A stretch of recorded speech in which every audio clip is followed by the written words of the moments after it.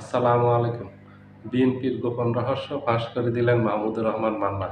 বিএনপির সকল চেষ্টা ব্যর্থ। সকল ষড়যন্ত্র ব্যর্থ হয়ে গেছে। ৫ই আগস্টের পরপর বিএনপির যে জনপ্রিয়তা ছিল, সেটা বিএনপির নেতাকর্মীরা ধরে রাখতে পারেননি। বিএনপির নেতাকর্মীরা তাদের ভুলের জন্য ভুল সিদ্ধান্ত নিয়েছেন রাজনীতিতে। এজন্য রাজনীতির মাঠ বিএনপির হাত থেকে চলে গেছে। বিএনপির নেতাকর্মীরা নানান ধরনের অপকর্মের সাথে জড়িয়ে গেছেন পুরো দেশব্যাপী। আ নানান সময়ে বিএনপির বিভিন্ন শ্রেণীর একদম সিনিয়র থেকে জুনিয়র নেতৃবৃন্দ বিতর্কিত বক্তব্য দিয়েছেন। এগুলো নিয়ে ব্যাপক সমালোচনা হয়েছে দেশব্যাপী। সমালোচনার ঝড় উঠছে। তারপরেও বিএনপির নেতাকর্মীরা কিন্তু ওইসব কর্মকাণ্ড থামাননি এখন পর্যন্ত এবং এসব বক্তব্য থামাননি। বিএনপির নেতৃবৃন্দ তাদের নেতাকর্মীদেরকে নিয়ন্ত্রণ করেননি। যার কারণে বিএনপির জনপ্রিয়তায় ব্যাপক ধস নামছে। ৫ই আগস্টের পর ঠিকই বিএনপির জনপ্রিয়তা ছিল। বিএনপি নিরঙ্কুশ সংখ্যাগরিষ্ঠতা পেয়ে আগামী নির্বাচনে বিজয়ী হয়ে সরকার গঠন করার মতো। ২৭০ থেকে ২৮০ টা আসন পাবে এটা সবাই নিশ্চিত ছিল। কিন্তু এখন বিএনপি শুধু ৭০-৮০ টা আসন পায় কিনা এটা বিএনপি এ নিয়ে খুব সন্দিহান। যার কারণে এখন বিএনপি অপকৌশল করতেছে, ষড়যন্ত্র করতেছে। একটা প্রশাসনিক কুর মাধ্যমে আগামী ক্ষমতায় যাওয়ার জন্য ২৬-এর নির্বাচনে জনগণের ভোটের মাধ্যমে না, প্রশাসনিক কু করে ক্ষমতায় যাওয়ার চেষ্টা করতেছে, যেটা গত কিছুদিন থেকে জামায়াতের আমির বিভিন্ন সভা-সমাবেশে বক্তব্য দিয়ে আসতেছিলেন যে, একটা রাজনৈতিক দল বিভিন্নভাবে অপচেষ্টা চালাচ্ছে, ষড়যন্ত্র করতেছে। তারা প্রশাসনিক কুর মাধ্যমে ক্ষমতায় যাওয়ার জন্য। কিন্তু সেটা আমরা হতে দিব না, আমরা সেটা প্রতিরোধ করব।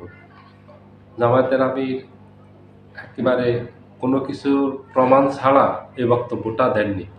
কারণ জানেন উনি খুব দায়িত্বশীল মানুষ, দায়িত্বশীল বক্তব্য রাখেন উনি, কথাবার্তা বলেন এবং খুব সংযত কথা বলেন, মেপে কথা বলেন।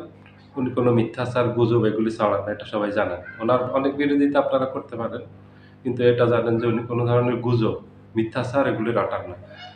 ওনাদের কাছে অনেক ধরনের তথ্য আসে, খবর আসে। প্রশাসনে কে কি করতে চাচ্ছে, কোথায় কি করতেছে, প্রশাসনের মুভমেন্ট দেখলে ওনারা বুঝতে পারেন। কারণ প্রশাসন নিয়েই ওনাদের কাজ। রাজনীতি জনগণ নিয়ে না শুধু। জনগণ, প্রশাসন সবাইকে নিয়ে কাজ, ওনারা এগুলি বোঝেন। ঠিক বিএনপির এই রহস্যটা আরও স্পষ্ট করে দিলেন বা ফাঁস করে দিলেন, গোপন এই ষড়যন্ত্র ফাঁস করে দিলেন মাহমুদুর রহমান মান্না। উনি গত কিছুদিন থেকে আপনারা দেখবেন বিভিন্ন সভা-সমাবেশে গিয়ে এবং বিভিন্ন টিভি টক শোতে গিয়ে একটা বক্তব্য খুব রাখতেছেন যে, জনগণ বিএনপির যতই সমালোচনা করুক, জনগণ আগামী নির্বাচনে বিএনপিকে ভোট দিবে। এটা জীবনে আপনি শুনেছেন যে কারো সমালোচনা করে আবার তাকেই সমর্থন দিয়েছে, তাকেই ভোট দিয়েছে? এটা একটা বোকা বিশ্বাস করবে? এটা কাউ এটা একটা পাগলে বিশ্বাস করবে?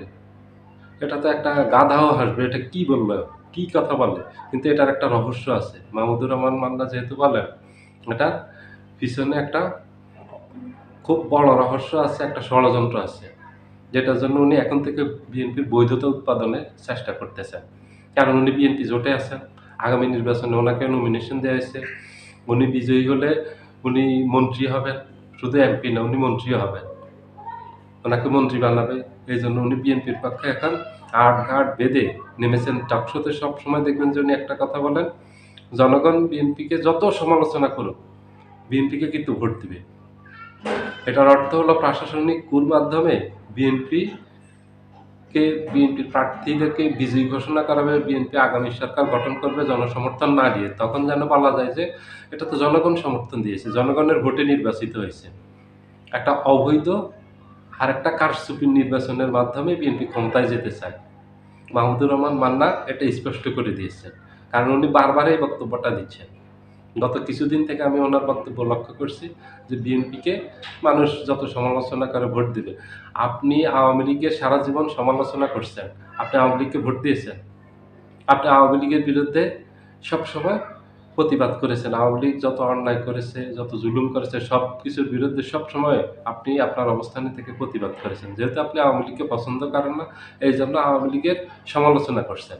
রাজপথে প্রতিবাদ করছেন। আওয়ামী লীগকে যদি আপনি পছন্দ করতেন, তাহলে রাজপথে আপনি আওয়ামী লীগের বিরুদ্ধে প্রতিবাদ করতেন না। এবং আপনি ফেসবুক অথবা সামাজিক যোগাযোগ মাধ্যমেও প্রতিবাদ করতেন না। এটা আওয়ামী লীগের নেতাকর্মীদেরকে গিয়েই গোপনে বলতেন যে, "আপনারা এই কাজটা করবেন না।"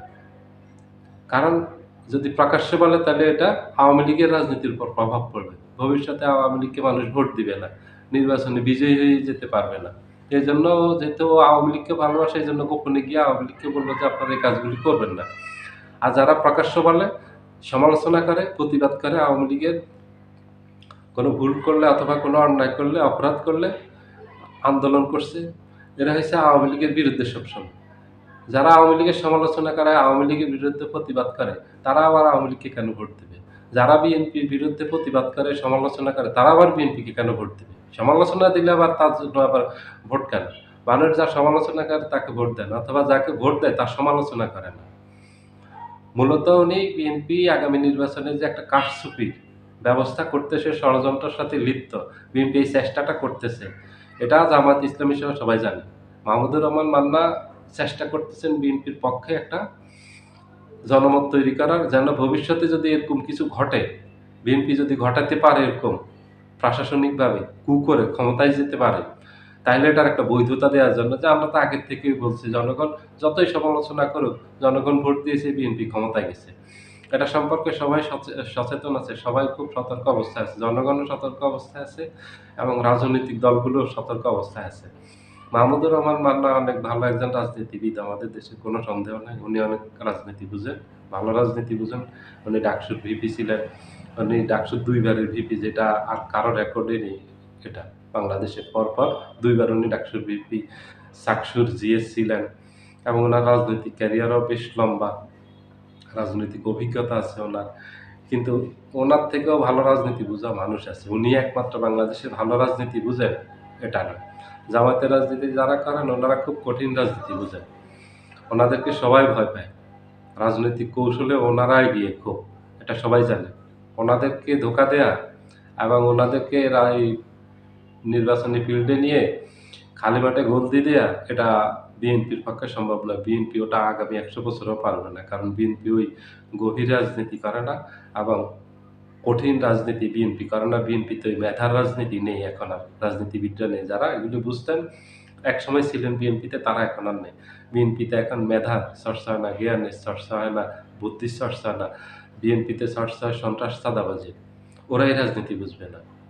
জামাত যে রাজনীতি করে, পলিটিক্স করে, এটা বিএনপি বুঝবে না। এবং বিএনপি জামাতকে কোনোদিনই ফাঁকা মাঠে গোল দিতে পারবে না। এই সামর্থ্য, এই শক্তি বিএনপির এখন পর্যন্ত হয় নাই। ভবিষ্যতে হবে কিনা সেটা ভবিষ্যৎ বলে দিবে। কিন্তু মাহমুদুর রহমান মান্না যে কথা দিয়ে এই বৈধতা দেওয়ার চেষ্টা করতেছেন এবং এই কথাটা বারবার বলে উনি যে রহস্যটা ফাঁস করে দিয়েছেন, এখন মানুষ বুঝে গেছে যে উনি বারবার একই কথা কেন বলতেছেন। উনি এটাই বোঝাতে চাচ্ছেন যে এইভাবে হোক আগামী নির্বাচনে বিএনপি ক্ষমতায় যাবে। আর সেটার বৈধতা দেওয়ার জন্য জনগণের উপর এই দায়টা চাপাচ্ছেন যে জনগণ বিএনপিকে সমালোচনা করলেও ভোট দিবে। না, জনগণ বিএনপিকে সমালোচনা করলে ভোট দিবে না। যে জামাতের সমালোচনা করে সে জামাতকে ভোট দিবে, আপনি একবার জিজ্ঞেস করেন। যে আওয়ামী লীগের সমালোচনা করে সে কোনোদিন আওয়ামী লীগকে ভোট দিয়েছে অথবা ভোট দিবে? যে বিএনপির সমালোচনা করে সে ভোট দিবে? এটা কোন যুক্তিতে আসে? এটা ওনার মতো দায়িত্বশীল মানুষ বলার অর্থ হলো এটার পিছনে একটা রহস্য আছে এবং সেটা উনি পাস করে দিয়েছেন। বিএনপি আগামী নির্বাচনে মাধ্যমে ক্ষমতায় যেতে চায়, জনগণের ভোটের মাধ্যমে না। এটাই উনি বুঝিয়ে দিয়েছেন। সবাই ভালো থাকবেন। আল্লাহ হাফেজ।